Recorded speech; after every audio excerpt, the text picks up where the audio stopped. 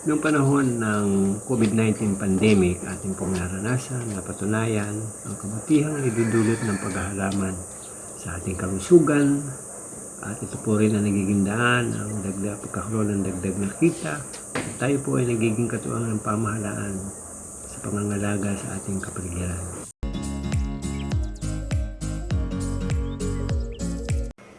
Ito po yung bakanting lote na ginamit namin bilang halamanan o garden, kung saan kami po ay nagtanim ng iba't ibang ornamental plants at mga gulay. Gardening a must part of our lifestyle. Bakit po gusto kong bigyan diin ang paghahalaman ay dapat ay maging bahagi ng ating lifestyle. Mapansin niyo po sa maraming individual na nakakaligtaan na pong magkaroon ng regular exercise.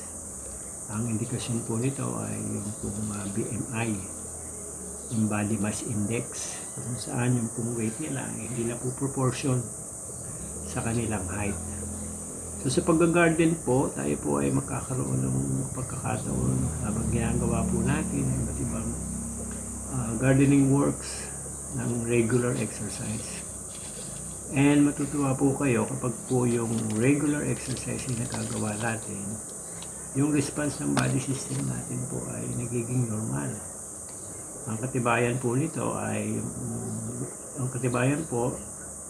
tayo po ay nagiging magilas. Meron po tayong active body. Magilas po tayong kumilos, and then pangalawa po ay hindi po tayo madaling mapagod. Meron tayong longer endurance. And then pangatlo po, yung eating and sleeping habit po natin ay bumubuti din. Maaaring ang dahilan po nito ay yung pong energy natin ay nakukonsume natin sa iba't ibang gawain sa paghahalaman. Ang isa pa po dito, kapag nakita po natin yung ating mga tinanim na halaman, ay luntian ang mga dahon, tayo po ay merong aalihing mga gulay na ligtas dahil wala pong mga toxic residue. At meron po tayong mga ornamental plants na pwede nating itanim sa loob at labas ng ating bahay. Yan po ay mga sapat na dahilan para ma-boost yung ating mood at tayo makaramdam ng fulfillment, contentment, at pagiging masaya.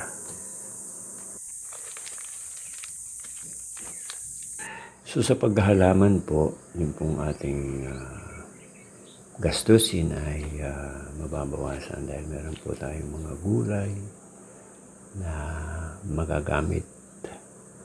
Pangalawa po, yung pong excess harvest natin at mga ornamental plants ay pwede po nating maibenta.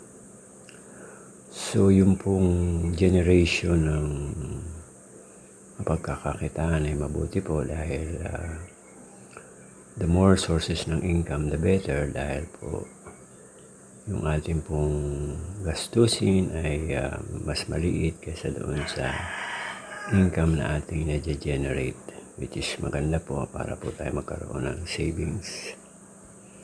So yung pong paggamit natin ng mga recyclable containers and plastics, tayo po ay nakakatulong na ma-minimize yung ating mga basura na nagiging cause ng pollution and floodings.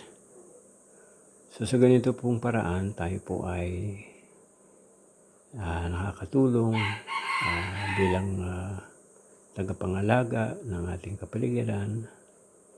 At sa paghahalaman po ay gumaganda po yung ating paligid, nagiging maliwalas. So salamat po sa inyong panonood at sana po meron po kayong impormasyon na katulong sa inyo para maging mabuti ang inyong buhay. So salamat po sa inyong oras. God bless us.